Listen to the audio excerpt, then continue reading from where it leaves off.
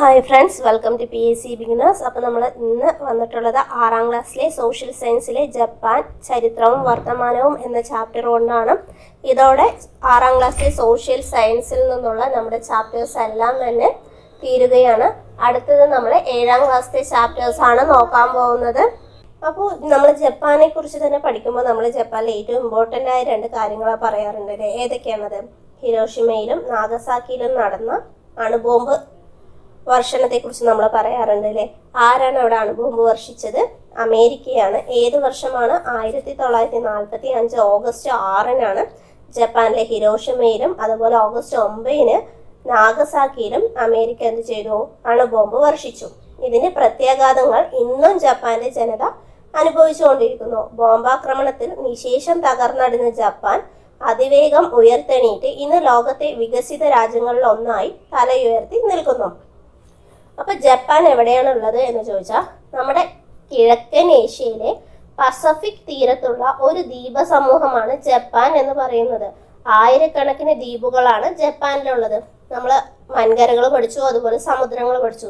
ഇനി ഇതില് ജപ്പാൻ എവിടെയാണുള്ളത്? നമ്മുടെ ഏഷ്യയിലെ കിഴക്കൻ ഏഷ്യയിലെ പസഫിക് തീരത്തുള്ള ഒരു ദ്വീപ സമൂഹമാണ് എന്തെന്ന് പറയുന്നത്? ജപ്പാൻ എന്ന് പറയുന്നത്. അപ്പൊ ജപ്പാൻ എന്നത് ഒരു ദ്വീപ സമൂഹമാണ്. അപ്പോൾ 4 പ്രധാന ദ്വീപുകളാണ് എവിടെയുള്ളത്? ജപ്പാനിലുള്ളത്. ഹൊക്കൈഡോ, ഹോൺഷു, ഷിക്കോക്കു, ക്യൂഷു എന്നിവയാണ് ആ 4 ദ്വീപുകൾ എന്ന് പറയുന്നത്. ജപ്പാനിലെ ഭൂരിഭാഗം ജനങ്ങളും അധിവസിക്കുന്നത് ഈ 4 ദ്വീപുകളിലായിട്ടാണ്. അതുകൊണ്ട് തന്നെ നമ്മൾ പറഞ്ഞു ജപ്പാൻ ഒരു ദ്വീപ സമൂഹമാണെന്ന് പറഞ്ഞുകൊണ്ട് തന്നെ അവിടെ എന്തുണ്ട്? വിശാലമായ കടൽ തീരങ്ങളുണ്ട്. അതുമാത്രമല്ല, ഉയർന്ന മലനിരകളും പർവ്വതങ്ങളും ഒക്കെ ജപ്പാന്റെ ഭൂപ്രകൃതിയുടെ സവിശേഷതകൾ തന്നെയാണ്. അതുമാത്രമല്ലാതെ തന്നെ നിരന്തരം ഭൂകമ്പങ്ങളും അഗ്നിപർവ്വത സ്ഫോടനങ്ങളും അഭിമുഖീകരിക്കുന്ന രാജ്യമാണ് ഏതെന്ന് പറയുന്നത്? ജപ്പാൻ എന്ന് പറയുന്നത്. അവിടുത്തെ നദികളൊക്കെ പൊതുവെ കുത്തനെ ഒഴുകുന്നതാണ്. മേലെന്ന് കുത്തനെ ഒഴുകുന്നതും വേഗത കൂടിയതാണ്. അപ്പൊ കുത്തനെ ഒഴുകുന്നത് എന്ന് പറഞ്ഞാൽ തന്നെ അതെന്താണ്? നദികൾ എങ്ങനെയുള്ളതായിരിക്കും? വേഗത കൂടിയ നദികളായിരിക്കും അല്ലെ? അപ്പോൾ ജപ്പാനിലെ ഏറ്റവും നീളം കൂടിയ നദി ഏതാണ്? ഷിനാനോയാണ് ജപ്പാനിലെ ഏറ്റവും നീളം കൂടിയ നദി എന്ന് പറയുന്നത്. ഇനി നമുക്ക് ജപ്പാന്റെ ചരിത്രം നോക്കാം. ജപ്പാന്റെ അയൽ രാജ്യങ്ങളാണ് ഏതൊക്കെ? ചൈന, കൊറിയ എന്നിവയൊക്കെ അല്ലെ? അപ്പോൾ പണ്ട് കാലം മുതൽ തന്നെ ഈ ചൈനയിലെയും കൊറിയയിലെയൊക്കെ സംസ്കാരം ജപ്പാനിലും സ്വാധീനം ചെലുത്തിയിട്ടുണ്ട്. ഈ ചൈനീസ് എഴുത്ത് സമ്പ്രദായം, അതുപോലെ തത്വചിന്ത, സാഹിത്യം, അവയെല്ലാം ചൈനയിലേക്ക് വന്നിട്ടുള്ളത് കൊറിയയിലൂടെയാണ്.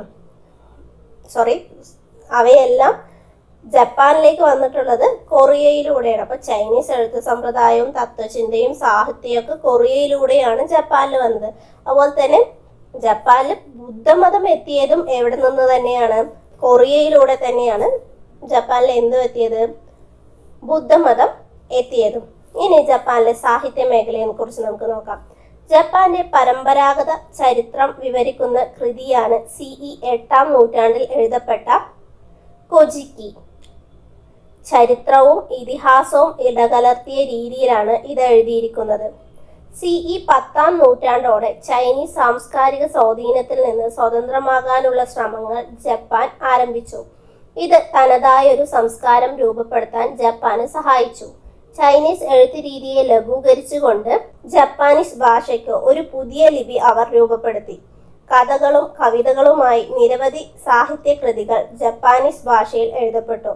കൊട്ടാരം എഴുത്തുകാരിയായിരുന്ന മുറസാക്കി ഷിക്കുബു എഴുതിയ ജെൻജിയുടെ കഥ ഇവയിൽ ഏറെ പ്രസിദ്ധമാണ്. അപ്പൊ നമ്മൾ ആദ്യം തന്നെ പറഞ്ഞു, ചരിത്രം പറഞ്ഞപ്പോൾ ചൈനീസ് സംസ്കാരമൊക്കെ കൂടുതൽ സ്വാധീനം ചെലുത്തിയിട്ടുണ്ട് ജപ്പാനിൽ നിന്ന് പറഞ്ഞു അല്ലെ? എന്നാൽ ഒരു 10ാം നൂറ്റാണ്ടൊക്കെ ആയപ്പോൾ അവർക്ക് എന്ത് തോന്നി? അതിൽ നിന്നെല്ലാം സ്വതന്ത്രമാകാനുള്ള ശ്രമങ്ങൾ ഈ ജപ്പാൻ ആരംഭിച്ചിട്ടുണ്ടായിരുന്നു. അപ്പോൾ ഇവർ ആദ്യം യൂസ് ചെയ്തിട്ടുണ്ടായിരുന്നത് ചൈനീസ് എഴുത്ത് സമ്പ്രദായമാണ്. അപ്പൊ അതിനൊക്കെ ലഘൂകരിച്ചുകൊണ്ട് അവരെന്ത് ചെയ്തു? ജപ്പാനീസ് ഭാഷയ്ക്ക് ഒരു പുതിയ ലിപി ഉണ്ടാക്കി. എന്നിട്ട് ഈ ഭാഷയിൽ തന്നെ കുറെ കഥകളും കവിതകളും ഒക്കെ അവര് എഴുതിയിട്ടും ഉണ്ടായിരുന്നു. അപ്പോൾ കൊട്ടാരം എഴുത്തുകാരിയായിരുന്ന മുറസാക്കി ഷിക്കുബു എഴുതിയ ജെൻജിയുടെ കഥ എന്ന് പറയുന്നത് ഈ ജപ്പാനീസ് ഭാഷയിലുള്ള കഥകളിൽ ഏറെ പ്രസിദ്ധമാണ്. അപ്പൊ ഈ ചൈനീസ് ഭാഷയും ജപ്പാനീസ് ഭാഷയൊക്കെ ഏകദേശം ഒരുപോലെയാണ്. അവരുടെ സംസ്കാരം ഒരുപോലെയാണ്. ചിലപ്പോൾ നമുക്ക് അവരുടെ ഫേസ് ഒക്കെ നമുക്ക് നോക്കി പറഞ്ഞാൽ ഒരുപോലെ തോന്നാറുണ്ട് അല്ലേ? അടുത്തതാണ് ഷിൻഡോയിസം. ഷിൻഡോ ആരാധനാലയമാണ്. ജപ്പാനിലെ പരമ്പരാഗത മതവിശ്വാസമാണ് ഷിൻഡോയിസം എന്ന് പറയുന്നത്. അപ്പോൾ ജപ്പാനിലെ പരമ്പരാഗത മതവിശ്വാസം ഏതാണ്? അത് ഷിൻഡോയിസം ആണ്. ദൈവത്തിന്റെ പാത എന്നാണ് ഷിൻഡോ എന്ന വാക്കിനർത്ഥം. ആരാധനാമൂർത്തികളെ പൊതുവെ കാമി എന്നാണ് വിളിക്കാറുള്ളത്. സൂര്യദേവതയായ അമദരേഷു ആയിരുന്നു ഇതിൽ പ്രധാനം. അപ്പം ആരാധനാമൂർത്തികളെ അവർ പൊതുവായി വിളിച്ചിട്ടുണ്ടായിരുന്നത് എങ്ങനെയാണ്? കാമി എന്നായിരുന്നു. സൂര്യദേവത ആരായിരുന്നു? അമദരേഷു ആയിരുന്നു ഇതിലെ പ്രാധാന്യം എന്ന് പറയുന്നത്. സൂര്യദേവതയുടെ പിൻഗാമിയാണ് ചക്രവർത്തിമാരെ കരുതി പോന്നിരുന്നത്. അപ്പൊ ഈ സൂര്യദേവതയുടെ പിൻഗാമിയായിട്ടാണ് വരുന്ന ചക്രവർത്തിമാരെ എല്ലാം ഇവർ കരുതിയിട്ടുണ്ടായിരുന്നത്. ഷിൻഡോയിസത്തിന്റെ തലവന്മാരായിരുന്നു ഈ ചക്രവർത്തിമാർ. അപ്പൊ അവിടുത്തെ ജപ്പാനിലെ മതം എന്ന് പറയുന്നത് ഏതായിരുന്നു? ഷിൻഡോയിസം ആയിരുന്നു. അവിടുത്തെ ഭക്ഷണ രീതി നമുക്ക് എല്ലാവർക്കും അറിയാലോ. ഈ ചൈനീസ്, കൊറിയന്, അതുപോലെ ജപ്പാൻ എന്നൊക്കെ പറഞ്ഞാൽ എന്തായിരിക്കും അവിടുത്തെ ഭക്ഷണം? സുഷി ആയിരുന്നു അവിടുത്തെ ഭക്ഷണ രീതി എന്ന് പറയുന്നത്. നമ്മൾ ടി വികളിലായിട്ടും കാർട്ടൂണുകളിലൊക്കെ ആയിട്ട് കുറേ കണ്ടിട്ടുണ്ട്. പ്രാചീന കാലം മുതൽ അരിയായിരുന്നു ജപ്പാൻകാരുടെ പ്രധാന ഭക്ഷണം. വേവിച്ച് കഴിച്ചിരുന്ന ഈ ഭക്ഷണത്തെ ഗൊഹൻ എന്നാണ് വിളിച്ചിരുന്നത്. ചെറുധാന്യങ്ങളും അവർ ഉപയോഗിച്ചിരുന്നു. പോഷകാഹാരം എന്ന നിലയ്ക്ക് മത്സ്യം ഭക്ഷണത്തിന്റെ ഭാഗമായിരുന്നു. അസംസ്കൃത മത്സ്യവിഭവമായ സുഷി ഇന്ന് ലോകമെമ്പാടും അറിയപ്പെടുന്ന ജനപ്രിയ ജപ്പാനീസ് വിഭവമാണ്. ചൈനീസ് സ്വാധീനത്തിന്റെ ഫലമായി ന്യൂഡിൽസും അവരുടെ ഭക്ഷണത്തിന്റെ ഭാഗമായി മാറി. അപ്പം ചൈനീസ് സ്വാധീനം അവരുടെ എല്ലാവിടെയും ഉണ്ട്. സാഹിത്യത്തിലുണ്ട്, അതുപോലെ ഭക്ഷണക്രമത്തിലും എല്ലാം എന്തുണ്ട്? ചൈനീസുകാരുടെ സ്വാധീനം ഉണ്ട്. ഇനി അവരുടെ വസ്ത്ര രീതി എങ്ങനെയായിരുന്നു? ജപ്പാനിലെ പരമ്പരാഗത വസ്ത്രമാണ് കിമോണോ എന്ന് പറയുന്നത്. രാജസദസ്സുകളിലാണ് ഇത് പ്രധാനമായും ഉപയോഗിച്ചിരുന്നത്. സ്ത്രീകളും പുരുഷന്മാരും കിമോണോ എന്ന വസ്ത്രം ഉപയോഗിക്കുന്നു. ചേനക്കാർക്കിടയിൽ പ്രചാരത്തിലുണ്ടായിരുന്ന നീളൻ വസ്ത്രങ്ങൾക്ക് സമാനമായിരുന്നു ഇത്. അപ്പോൾ മറ്റൊരു രാജ്യത്തിന്റെ സ്വാധീനം വേറൊരു രാജ്യത്തിൽ എത്രത്തോളമാണ് എന്ന് നമുക്ക് മനസ്സിലാവില്ലേ? ഭക്ഷണത്തില്, സംസ്കാരത്തില്, വസ്ത്രത്തില്, എല്ലാത്തിലും എന്തുണ്ടായിരുന്നു? അവരുടെ സ്വാധീനം ഉണ്ടായിരുന്നു. ജപ്പാൻകാരുടെ വസ്ത്രം എങ്ങനെയുള്ളതായിരുന്നു? കിമോണോ എന്നുള്ള വസ്ത്രമായിരുന്നു അവർ ഉപയോഗിച്ചിട്ടുണ്ടായിരുന്നത്. ഷോഗൺ ഭരണം. കാലങ്ങളായി ചക്രവർത്തിമാരാണ് ജപ്പാൻ ഭരിച്ചിരുന്നത്. എന്നാൽ 12-ാം നൂറ്റാണ്ടോടെ രാജ്യത്തിന്റെ ഭരണം ചക്രവർത്തിമാരിൽ നിന്ന് ഷിഗോൺമാർ എന്നറിയപ്പെടുന്ന സൈനിക മേധാവികളുടെ കയ്യിൽ എത്തിച്ചേർന്നു. നാമമാത്രമായ ഭരണാധികാരിയായി തീർന്ന ചക്രവർത്തിമാരുടെ പേരിൽ ഷിഗോൺമാർ ഭരണം നടത്തി. ഈ ഭരണത്തിന് കീഴിൽ ജപ്പാനെ 250-ൽ അധികം പ്രാദേശിക മേഖലകളായി വിഭജിച്ചു.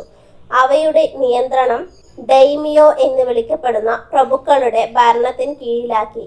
ഭരണത്തിൽ സ്വാധീനമുണ്ടായിരുന്ന യോദ്ധാക്കളുടെ വിഭാഗമായിരുന്നു സമുറായികൾ. ഇവർ ഷോഗന്മാരെയും ഡൈമിയോമാരെയും സേവിച്ചിരുന്നു.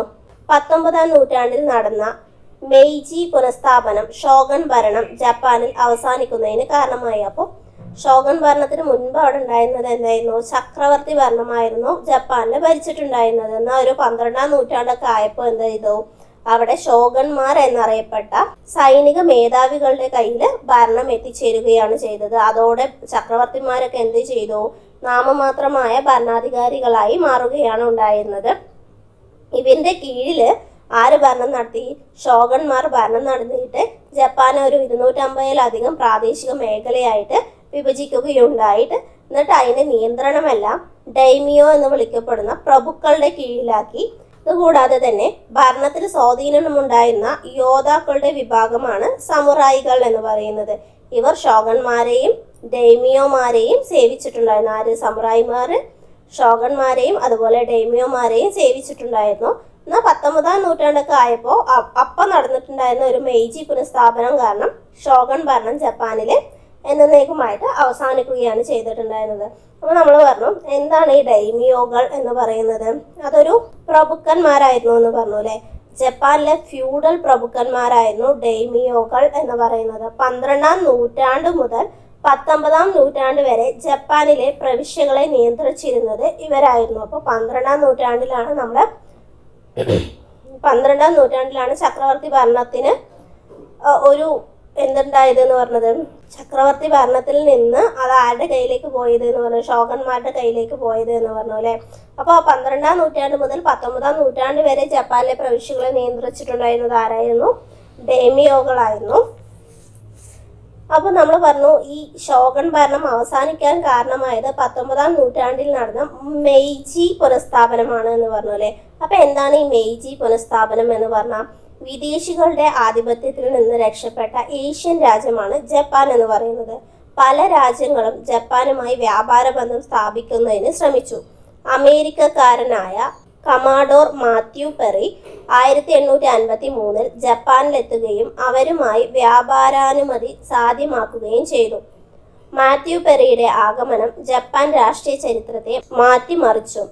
1868 നടന്ന ഒരു നീക്കത്തിലൂടെ ഷോഗന്മാർ അധികാരത്തിൽ നിന്ന് ബലമായി പുറത്താക്കപ്പെടുകയും ചക്രവർത്തി സുപ്രധാന അധികാര കേന്ദ്രമായി തിരിച്ചു വരികയും ചെയ്തു.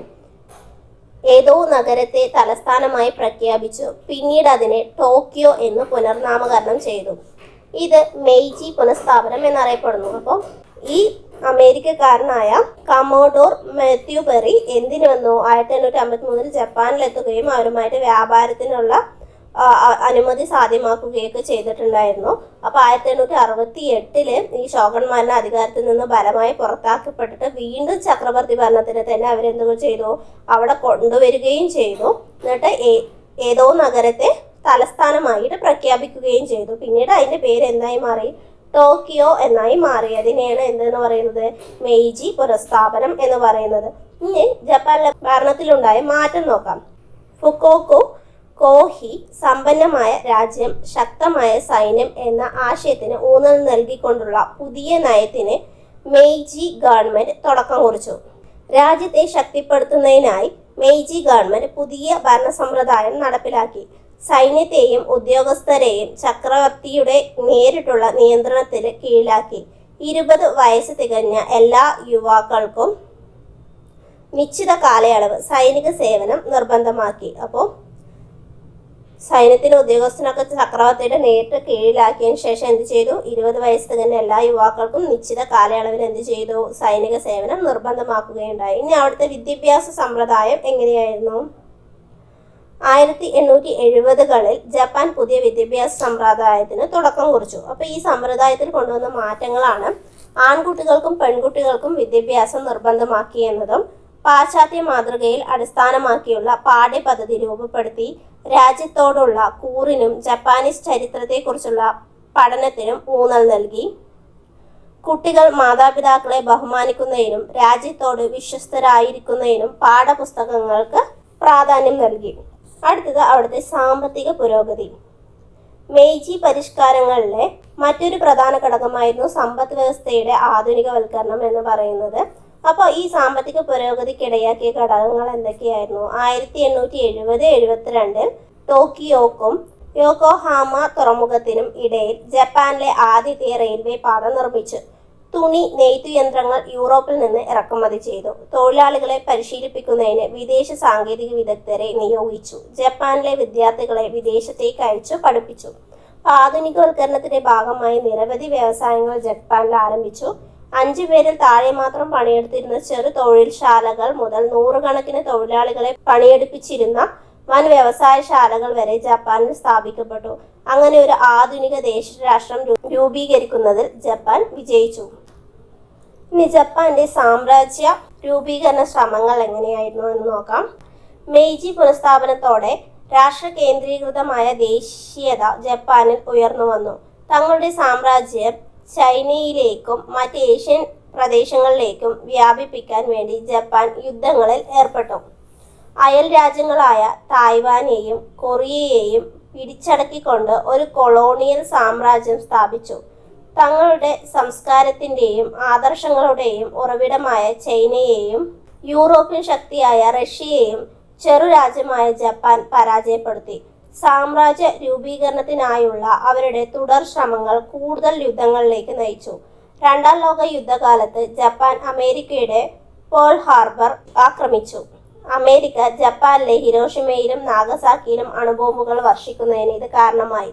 അണുബോംബിന്റെ പ്രയോഗം ജപ്പാനിൽ അതിഭീകരമായ നാശനഷ്ടങ്ങളും കഷ്ടപ്പാടുകളും സൃഷ്ടിച്ചു. യുദ്ധാനന്തരം അമേരിക്കൻ അധിനിവേശത്തോടെ ജപ്പാന്റെ സൈന്യത്തെ പിരിച്ചുവിടുകയും ഒരു പുതിയ ഭരണഘടന നിലവിൽ വരികയും ചെയ്തു. അപ്പോൾ 20-ാം നൂറ്റാണ്ടില് മനുഷ്യ ചരിത്രത്തിൽ ഏറ്റവും ഭീകരതയും മാറ്റങ്ങളും ഉണ്ടാക്കിയ 2 യുദ്ധങ്ങളാണ് എന്ത് എന്ന് പറയുന്നത്? 1-ാം ലോക മഹായുദ്ധവും 2-ാം ലോക മഹായുദ്ധവും. 1-ാം ലോക മഹായുദ്ധം നടന്നത് 1914 മുതൽ 18 വരെയാണ്.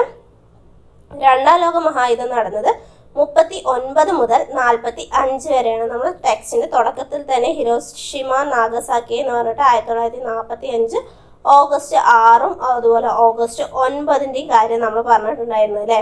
അപ്പോൾ അത് നടന്നത് എപ്പോഴാണ്? 2-ാം ലോക മഹായുദ്ധ കാലഘട്ടത്തിലാണ്. 2-ാം ലോക മഹായുദ്ധം 1939 മുതൽ 45 വരെയാണ്. 1-ാം ലോക മഹായുദ്ധം 14 മുതൽ 18 വരെയാണ് നടന്നിട്ടുണ്ടായിരുന്നത്. 2-ാം ലോക യുദ്ധത്തിൽ തകർന്നു വീണ ജപ്പാൻ അതിവേഗത്തിൽ പുരോഗതിയുടെ പാതയിലേക്ക് തിരിച്ചു വന്നു.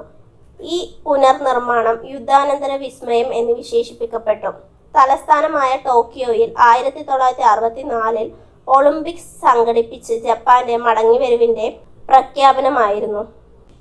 വ്യവസായ മേഖലയും വാണിജ്യ മേഖലയും അതിവേഗം വളർന്നു. ഇതേ കാലയളവിൽ തുടക്കം കുറിച്ച മണിക്കൂറിൽ 200 മൈൽ വേഗതയിൽ വരെ ഓടുന്ന ബുള്ളറ്റ് ട്രെയിൻ ശൃംഖല ജപ്പാന്റെ സാങ്കേതിക വൈദഗ്ധ്യത്തിന് തെളിവാണ്. 1970കളോടെ ജപ്പാൻ ലോകത്തെ ഒരു പ്രധാന സാമ്പത്തിക ശക്തിയായി ഉയർന്നു വന്നു. രാഷ്ട്രീയവും സാങ്കേതികവുമായ കഴിവുകൾ പ്രയോജനപ്പെടുത്തി എങ്ങനെ ലോക സാമ്പത്തിക ശക്തികളിൽ ഒന്നായി മാറാം എന്നതിൻ്റെ നേർക്കാഴ്ച കൂടിയാണ് എന്തെന്ന് പറയുന്നത്? ജപ്പാൻ എന്ന് പറയുന്നത്. അപ്പോൾ നമ്മൾ ഇന്നത്തെ ചാപ്റ്ററിൽ പറഞ്ഞിട്ടുള്ളതൊക്കെ ജപ്പാനെ കുറിച്ച് മാത്രമാണ്. അപ്പോൾ ഇന്നാണ് നമ്മൾ ഇന്നത്തെ ക്ലാസ് എന്ന് പറയുന്നത്. നാളെ മുതൽ പുതിയ ക്ലാസ്സുമായിട്ട് പുതിയ 7ാം ക്ലാസ്സിലെ ചാപ്റ്റേഴ്സുമായിട്ട് വരുന്നതായിരിക്കും. അപ്പോൾ നിങ്ങൾക്ക് ഈ ക്ലാസ് ഇഷ്ടപ്പെടുകയാണെങ്കിൽ ലൈക്ക് ചെയ്യുക, സബ്സ്ക്രൈബ് ചെയ്യുക. നിങ്ങൾക്ക് തോന്നും ഈ ചാപ്റ്റർ ടോപ്പിക്ക് വരുമോ എന്നൊക്കെ തോന്നും. നമ്മൾ SCERT എന്നെടുക്കുമ്പോൾ എല്ലാ ചാപ്റ്റേഴ്സും നമ്മൾ ഉൾക്കൊണ്ട് പോവുക തന്നെ വേണം. എവിടെ നിന്നാണ് എപ്പോഴാണ് ക്വസ്റ്റ്യൻ വരിക എന്നറിയില്ല. അതുകൊണ്ടാണ് എല്ലാ ചാപ്റ്റേഴ്സും എല്ലാ ഭാഗവും എടുത്തുകൊണ്ട് പോകുന്നത്. നിങ്ങൾക്ക് ഇഷ്ടപ്പെടുകയാണെങ്കിൽ ലൈക്ക് ചെയ്യുക, സബ്സ്ക്രൈബ് ചെയ്യുക. വീണ്ടും പുതിയൊരു ക്ലാസ്സുമായി വരുന്നത് വരെ ഓക്കെ ബൈ.